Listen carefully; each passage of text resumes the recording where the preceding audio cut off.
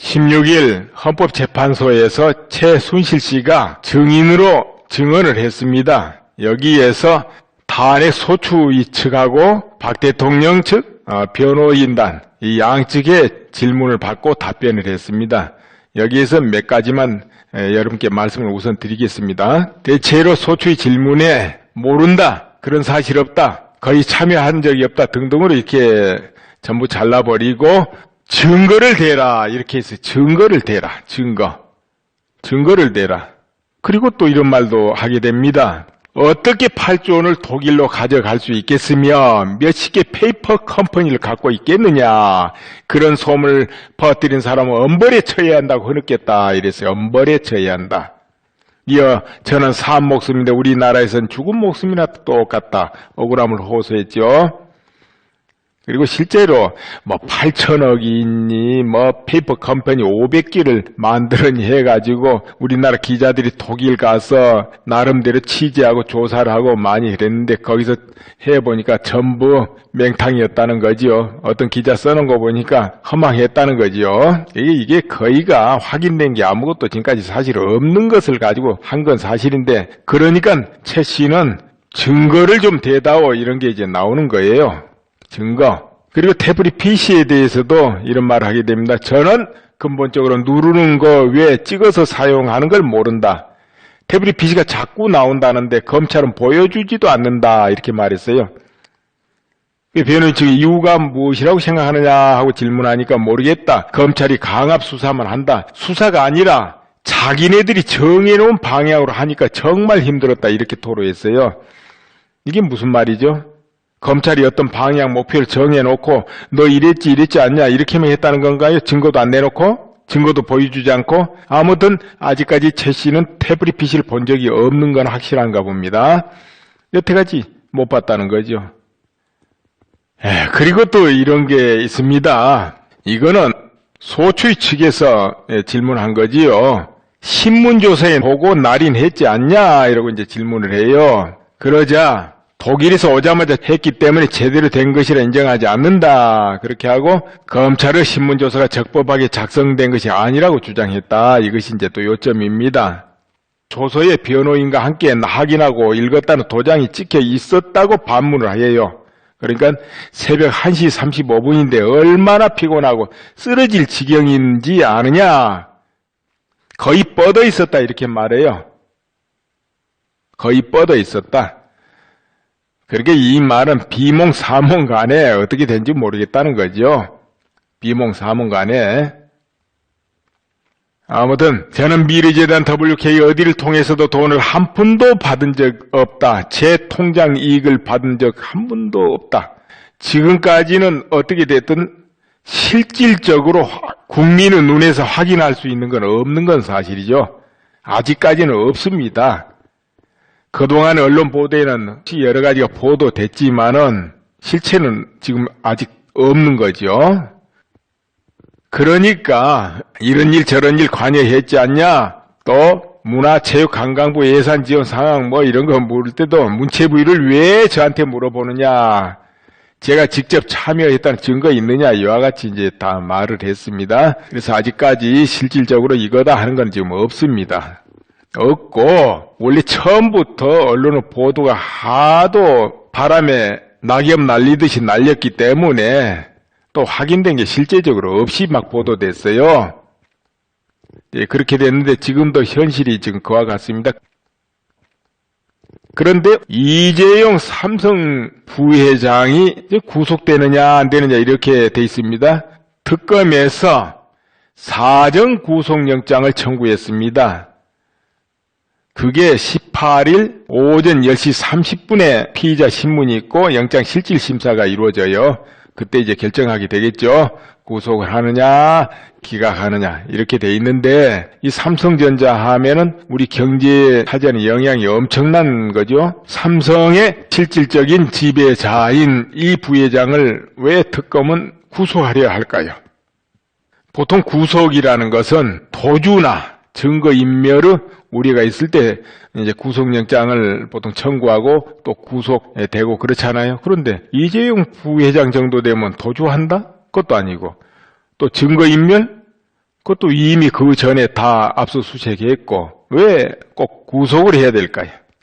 지금 헌법재판소에서 박근혜 대통령 탄핵 인용을 하려면 뭔가 이유가 있어야 됩니다. 아무리 뭐 결론 내놓고 하든 어떻게 하든 간에 공정하게 하든 기각을 하든 인용을 하든, 그런데 인용을 한다 쳐도 기각을 한다 쳐도 어떤 명분이 있어야 되겠죠. 그런데 아직 인용을 할 만하다고 그런 것이 아직 드러난 게 없어요. 지금까지는 보도된 바에 의하면 그래요. 그래서 뇌물죄 이런 것이 박근혜 대통령하고 엮이고 성립되느냐 안 되느냐 이런 부분이 중요한 대목이 되는데, 당연히 박 대통령이 이론도 받은 거 없고 또 받은 거 드러난 적도 없고 이 부회장도 뇌물 공유한 적 없다라고 또 강요 받은 적도 없다라고 지금까지 그렇게 돼 있습니다. 그런데 이제 검찰이 어떤 방식으로 이것을 엮어갈는지는 뭐 두고 봐야 되겠죠. 이재용 구속은 무엇을 의미하겠습니까? 탄핵 인용은 명분쌓기용 아니냐? 그리고 1월 2월 그렇게 늘 흘러나왔던 탄핵 인용 시계에 맞추기 위한 그런 명분쌓기용 아니냐? 이렇게 볼 수 있기 때문에 이것은 우리가 인정하기 싫지만은 중대 국면이고 처음부터 끝까지 모두가 그렇게 안 되었으면 하고 있고 또 바라고 있는 것이지만은 실제 상황은 그 상황으로 가고 있고 또 그렇게 대비를 해야 되는 것 아니겠냐, 이렇게 볼 수 있겠습니다.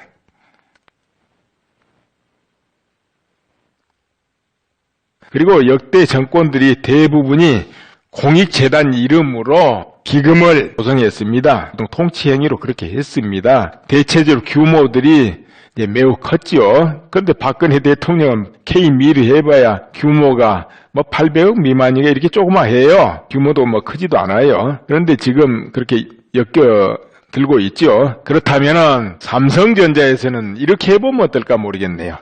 역대 20년 동안에 어떤 명목으로든 명분으로든 기부를 행했던 거, 뭐 그것을 뜯겨서 그랬던, 정말 마음에서 내껴서 기부를 했던 그런 모든 금액을 공개해보면 어떨까요? 어떤 곳에 어떻게 기부했는지. 그 정부에서 하는 일일 수도 있고 각 시민단체에서도 하는 일일 수도 있고 각 또 재단에서 하는 일일 수도 있고 어떤 명분으로든 이리저리 많이 기부를 했을 거예요. 삼성은 자금도 또 조성됐을 거고 그걸 다 공개하면 어떨까요? 그럼 국민들이 어느 재단들이 특혜를 많이 입었는가 한눈에 볼 수 있지 않겠습니까? 이렇게 볼 수도 있죠. 자이익, 우익 나눠놓고 아니면 우익단체 쪽에 얼마가 지원되고 좌익단체 쪽에는 얼마가 지원되고 그거 한눈에 쭉 볼 수 있지 않겠습니까? 그러면은 거의 모든 실상이 그대로 드러나지 않을까요? 삼성전자뿐만 아니라 우리나라 대기업들 그렇게 다 해보면 좋겠네요. 자, 그리고 이 나라를 지키는 데는 꼭 태극기 집회에 참석하는 분들만 지키는 게 아니고 기업은 기업대로 자기 기업을 지키고 나라를 지키는데 기여를 해야 됩니다. 물론 열심히 기업 활동하고 일자리를 마련하고 이렇게 하는 것도 큰 기여입니다. 그렇게 하는 게 당연하죠. 그러나 이와 같이 혼란한 난세에는 기업도 다른 방법으로 기여를 해야 된다고 나는 봐요. 다른 방법 할 수 있는 선에서. 이건 아니다 하는 곳에 광고 안 주는 것도 기업이 할 일이고 기업은 기업 입장에서 또 지키고 참여하고 해야 된다는 거죠. 광고 안 줄 것은 안 주고 또 후원할 것은 하고 이와 같이 기업도 나서야 돼요. 지금 태극기 집회에 스님네들 1000명이 이렇게 나오신다 했지만은 그와 같이 이제 각 단체가 참여하잖아요. 개신교 쪽에서도 단체로 전체로 참여하고 그와 같이 기업도 참여할 필요가 있는 거죠. 나라가 있어야 기업도 있고 또 그 나라가 있어도 기업도 스스로 지켜야 되니까요. 예를 들어서 현재의 분위기라면 현재의 국가 분위기라면 그 삼성전자 같은 경우도 또 여차하면은 지배권 상실이 될 수도 있고 그렇지 않습니까? 분위기가 밀어붙이면 또 그렇지는 않다 하더라도 노조가 생길 수도 있고요. 그 노조로서 삼성의 저 큰 기업을 또 딱 움켜쥘 수도 있는 거고 그러지 말란 법이 어디 있겠습니까? 각각의 대기업도 간섭하고 지배하는 힘을 기를 수도 있고요. 그것이 진행되지 않으리란 법도 없어요. 분위기가 이렇게 쏴하고 흐를 때는 그럼 그런 것은 누가 지켜야 되니까 기업에서 지켜야 되고 같이 협동해서 지켜야지요. 이 태극기 집회에 참여하고 이 나라를 걱정하는 분들은 기업을 해체하고 기업을 공격하고 그런 생각 없을 겁니다. 그럼 같이 손잡고 움직여야죠. 그리고 이제 이 모든 상태가 여러분이 보시기에 평시이다. 평시다 하면 법과 노를 지키면서 공정하게 이제 진행된 걸 평시라 그럽니다. 그러나 그게 아니고 전쟁은 뭐냐? 어떤 목표 처음부터 정해놓고 밀어붙이고 그렇게 하기 위해서 만들어가는 건 전쟁이 됩니다. 목표를 정해놓고 만들어가는 거는. 그러면 전쟁은 전쟁의 시각으로 대해야 되고 평시는 평시 시각으로 대해야 되고 봐야 되는 거죠. 우리 국민 모두가. 그래서 나라를 사랑하는 내국 시민은 모두 이제 그 시각으로 자세히 보고 대응해야 되겠죠.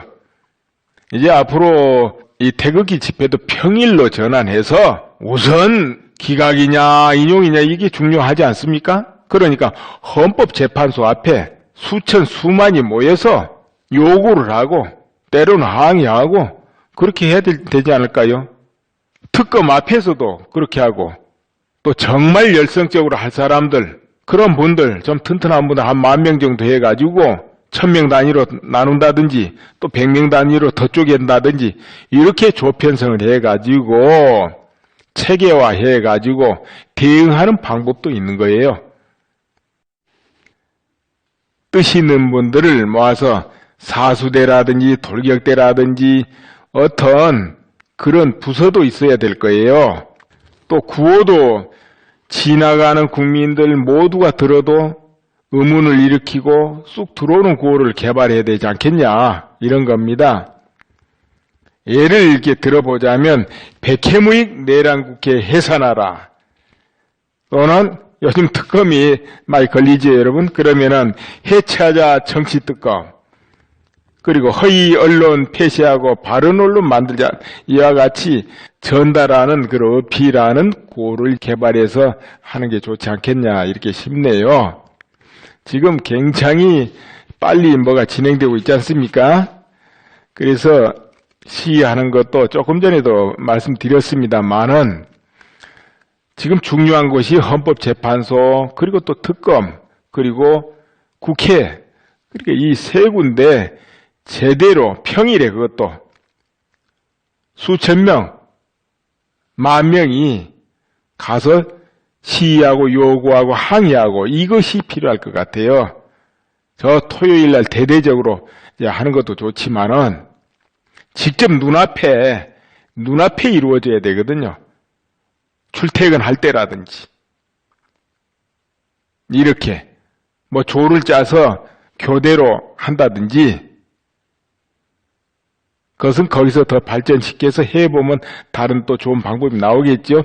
그저 지금도 계속 수십 명 아니면 100명이 가서 100명, 200명이 하는 거는 사실인데 그보다 대대적으로 평일 집회로 바뀌어서 하는 것도 괜찮지 않겠냐 이런 생각이 드네요. 문전 앞에서 문 앞에서. 그럼 이어서 또 말씀드리겠습니다. 누가 그런 말을 해요. 14일인데 반기문 씨가 태극기를 흔들고 있더라는 거예요. 아, 태극기 집회에 참석했는가 보더라 그래요. 그래서 그럴 리가 없는데 하고 확인해 보니까 충주체육관에서 아마 동양분들이 환영하느라고 그랬는가 봅니다. 태극기를 들고 나와서 환영을 했는가 본데요. 거기서 태극기를 흔들었네요. 그러니까 14일 대학로에서 열린 거기 태극기 집회에서 흔든 게 아니고 오히려 그날 14일 그런 보도가 있었잖아요. 기회가 되면 촛불 집회에 참석하겠다고. 그랬는데 태극기 흔든다니까 조금 이상해서 이제 알아보니까 그러네요. 네, 21일 시청 앞 대한문에서 열리는 태극기 집회에는 스님들 천여분과 많은 신도들이 또 동참한다고 그럽니다. 그 전에 14일에는 개신교에서 많은 목사님들과 신도분이 또 동참했죠. 제가 전에도 늘 말씀드렸지만은 이 종교 세력이 같이 손을 잡아야 된다 그랬어요. 그런데 지금 우리나라 큰 종교 세력, 개신교, 불교 모두 동참을 하게 되네요. 이렇게 되는 것은 굉장히 상징적이고 중요합니다. 왜 그러냐? 우리나라 모든 단체 중에 가장 큰 단체가 종교단체입니다. 이 종교단체에 스님네들이 목사님들이 참석한다는 굉장히 상징적으로 중요한 거예요. 모든 전국의 신도들한테 파급 효과를 불러일으킵니다. 정통성을 또 확보하는 것이고, 그 태극기 집회가 정통이 있다 이걸 증명해버리는 거예요. 그래서 굉장히 중요한 겁니다. 이거는 인원 자체가 문제가 아니고. 그래서 이거는 더 이어서 많은 단체들이 연달아 같이 참여하고 같이 태극기 흔들고 같이 애국시민운동에 참여하는 거는 앞으로 가속도가 붙을 것이다 이렇게 봅니다. 점점 가속도가 붙지 않겠냐? 큰 단체 아니면 작은 단체 혹은 개별로 이렇게 이어서 그러면 언론도 점점 애국 집회 쪽에 관심을 가지고 우호적이 되고 이렇게 참여를 하게 될 것이고, 공무원도 마찬가지고, 그리고 국회의원들도 물론 14일에도 국회의원들이 몇 분 다 참여했죠. 김진태 의원은 강연도 있고 또 윤상현 의원도 오래간만에 나왔고 모두가 또 참여하게 되고 그렇게 될 거예요. 윤상현 의원이 나오니까 왜 저 사람이 저기 나왔나 이렇게 말하는 분들도 이제 많았다고 하지만은 그래도 그렇게 나오면 늦게라도 나오면은 돌이켜서 나오면 박수 쳐줘야 된다고 봅니다. 왜 그러냐면 지금 한 분이라도 돌아오는 게 중요해요. 그래서 모두가 돌아오게 해야 돼요. 그렇지 않겠습니까? 어느 정도 그렇게 다 분위기가 돌면은 이제 기각이 되고 박근혜 대통령 다시 원위치 하시고 이렇게 되면 대통령 한교안 대행이 정책을 펴기가 얼마나 좋겠습니까? 여러 가지 정책을 펼 수 있어요. 그동안의 모든 걸 다 바로잡을 수 있는 거예요. 어떻게 바로잡겠습니까? 조사위원회를 구성해 가지고 언론의 오보라든가 날조라든가 모든 걸 전부 조사할 수 있고 그 목적 의도까지 다 조사할 수 있어요. 잘못된 건 고발할 수 있고 실상을 이제 알게 된 모든 국민들이 다 동참하고 그렇게 안 되겠습니까? 그 상황에서야 뭐 태블릿 피신들 안 드러나고 저 촛불 민이냐 아니냐 그런 건 안 드러나겠습니까? 다 드러나지요. 그럼 국민은 자연히 다 돌게 되는 거죠.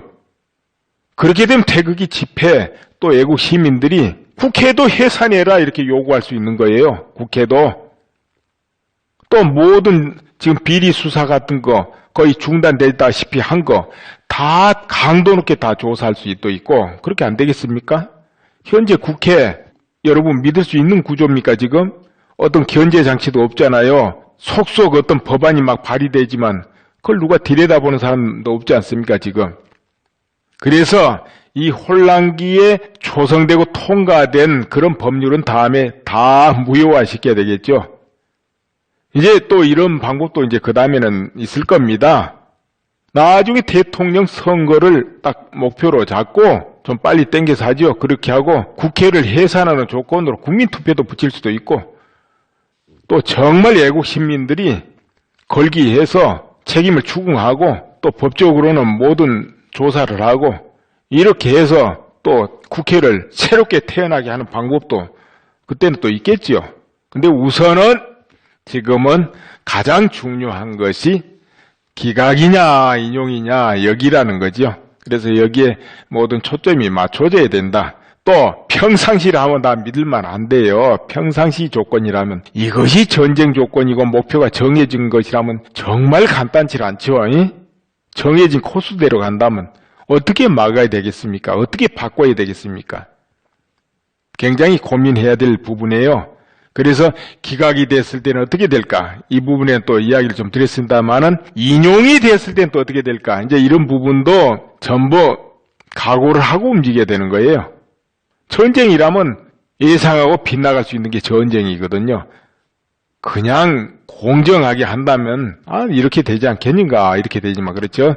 이제 그래서 그 부분은 천천히 또 지켜봐야 되고 지금 분위기로 모든 분들이 이와 같이 다 애국시민 운동하고 태극기 집회 참여하고 각계각층에서 움직이면은 모두 결국은 다 정상으로 돌아가지 않겠냐 나는 꼭 믿고는 있습니다.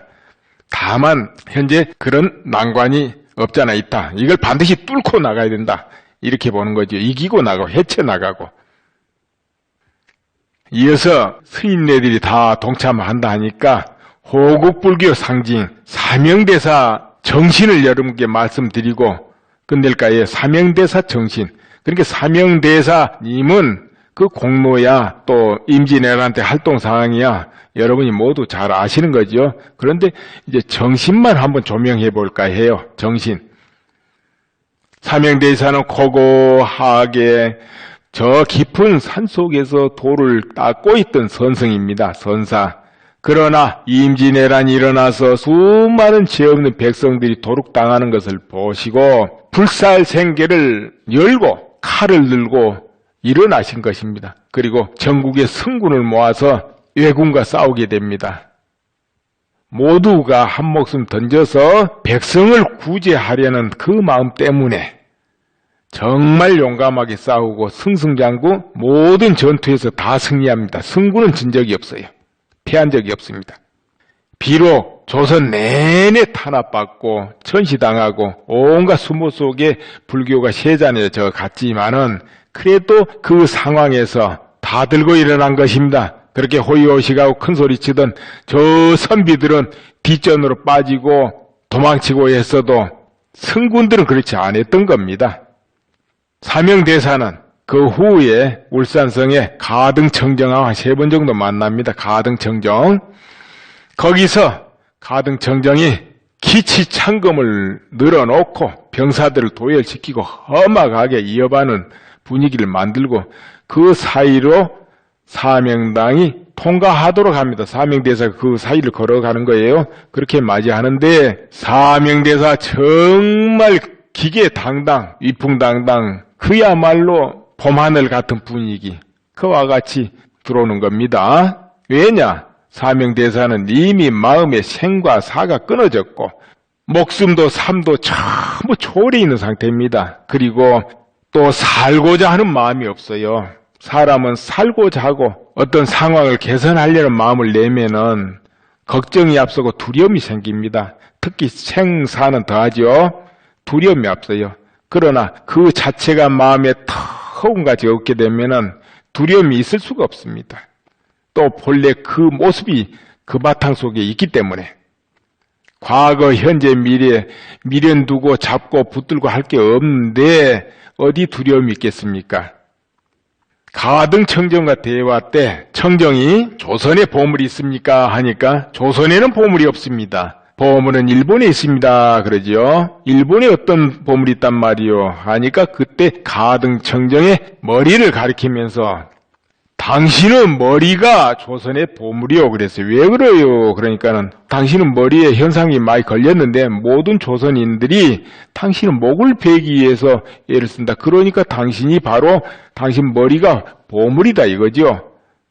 그러니까 좀 서늘해졌죠. 그러나 가등청정이 앙천대소 이제 둘 다 웃게 됩니다. 웃게 되는데 아무튼 사명대사는 이런저런 사유로 저 외국에 설보화상 이렇게 알려져요. 보물을 설했다 설보화상. 그래 많이 알려지고 또 그 전쟁에 그와 같이 잘 싸웠기 때문에 굉장히 사명당은 일본 조야에 깊이 알려집니다. 우리 이순신 장군은 전투를 잘해서 항상 승리함으로써 일본군을 서늘하게 해서 그저 이순신 하면은 오금이 저릴 정도 돼서 또 알려졌지요. 이러던 사명대사가 일본을 방문하게 되는 일이 생깁니다. 외국을. 왜냐? 도쿠가와 이에야스가 집권하면서 이제 그 당시 이제 히데요시는 죽습니다. 화친을 하게 되는데 서로 화친을 하면 누군가 외교 사절로 가야 될 거 아닙니까? 그런데 이거 조선 조정에서 아무도 안 가려 하는 거예요. 겁이 나서 아무도 안 가려 해요. 그래서 바로 사명대사가 자원하게 됩니다. 내가 가겠소 해가지고 그래가지고 가요. 가는데 의외로 사명대사는 굉장히 환영을 받아요. 왜 그러냐면 일본의 모든 조야에서 또 일본의 스님들 그리고 백성까지 사명대사 얼굴이라 한번 보자. 사명대사한테 신문이라도 한 장 받아보자. 이렇게 줄을 섰어요. 사명대사가 정말 시도 잘 읽고 문장이 좋고 또 초서를 잘 썼다고 그래요.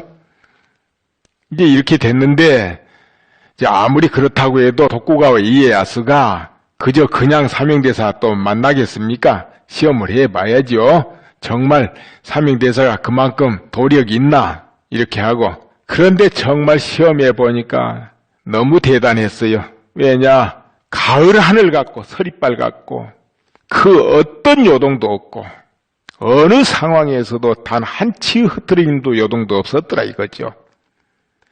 마치 자기 안방에서 왔다 갔다 누웠다 일어났다 하는 정도로 여유작작이고 앞에 수많은 병사가 도열해 있던 그 어떤 일이 있었든 그야말로 모두를 압도해버리는 게 그 기운이 사명대사 뿜어 나오는 기운이 압도를 해버린 거예요. 다들. 그러니까 저 조정으로부터 저 아래까지 모두 마음으로 감복하게 됩니다. 사명대사에 대해서 마음으로 다 감복해요. 존경심이 우러나고 이렇게 되죠. 그래서 사명대사가 예교를 마치고 조선으로 들어갈 때 잡혀간 포로를 돌려주시오 이렇게 해가지고 3,700명인가요? 돌려받아가지고 조선에 오게 됩니다. 유사 이래로 외교하러 가서 포로를 그렇게 데리고 온 경우가 없다고 그래요. 아무튼 그런 공로로 3일 영의정 합니다. 왜 3일이냐? 영의정을 하사하니까 영인데 안 받을 수는 없다 하고는 3일간 애로 받습니다. 애로. 그래 놓고 3일 후에 도로 반환하고 해인사 홍제암으로 들어가서 정진하시다가 세연이 다해서 열반하시게 됩니다. 오늘은 사명대사님 정신을 말씀드리고 이걸 끝으로 이만 줄이겠습니다.